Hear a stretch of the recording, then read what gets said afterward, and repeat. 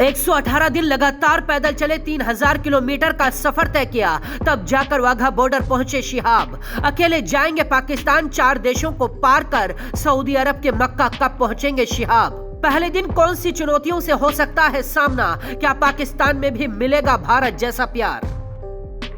2 जून 2022 को केरल के मलप्पुरम जिले से निकले शिहाब चित्तूर ने 118 दिन बाद 3000 किलोमीटर का सफर तय कर लिया है और वो वाघा बॉर्डर पहुंच चुके हैं। हो सकता है जब आप ये खबर देख रहे हो तो शिहाब चित्तूर पाकिस्तान में एंट्री कर गए हो। शिहाब चित्तूर को अब पाकिस्तान को पार करना है, इसके बाद ईरान के एक छोर से एंट्री लेंगे और दूसरे छोर तक पहुंचेंगे, जबकि इराक और कुवैत के छोटे हिस्सों से होकर शिहाब को निकलना है। इसके बाद सऊदी अरब के एक कोने में एंट्री करने के बाद दूसरे कोने पर मक्का शहर पहुंचेंगे। इस पूरे सफर को तय करने में शिहाब को अभी भी 5600 किलोमीटर चलना होगा। अब तक शिहाब हिंदुस्तान में थे, उनके 3000 किलोमीटर के सफर में उनके साथी उनके साथ थे। हर राज्य में लोग शिहाब चित्तूर के साथ पैदल चलकर उनका हौसला बढ़ा रहे थे। हर राज्य के पुलिस शिहाब चित्तूर को सुरक्षा दे रही थी, लेकिन अब देश और हालात बिल्कुल बदलने वाले हैं।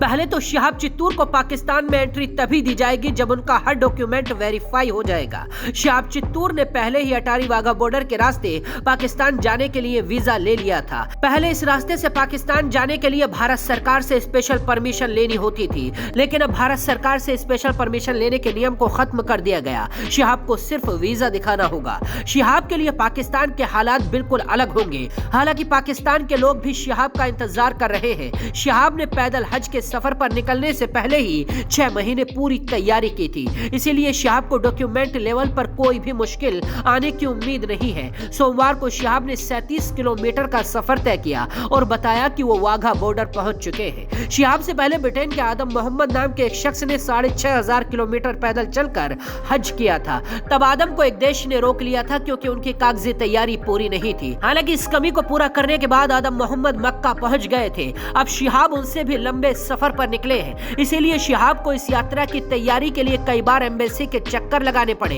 क्योंकि वो कई देशों को पार करते हुए मक्का जा रहे हैं। शिहाब के लिए एक बड़ी चुनौती मौसम भी होगी, क्योंकि भारत में शिहाब जितने भी चले हैं गर्मी का मौसम था और दिन बड़ा था। अब आने वाले वक्त में मौसम सर्दी का होगा, इसीलिए बदलते मौसम में शिहाब की सेहत भी बिगड़ सकती है और उनकी चलने की रफ्तार भी कम हो सकती है। हालांकि अभी तक करीब 3000 किलोमीटर चलने के बाद भी शिहाब चित्तूर वैसे ही स्वस्थ और तंदुरुस्त दिखाई दे रहे हैं जैसा पहले दिन अपने घर से निकले थे। शिहाब के इस पैदल हज की चर्चा भारत समेत कई देशों में है, क्योंकि इतने लंबे सफर पर पैदल निकलने की बात करना आसान लगता है, लेकिन करके दिखाना किसी के लिए भी बहुत बड़ी चुनौती है।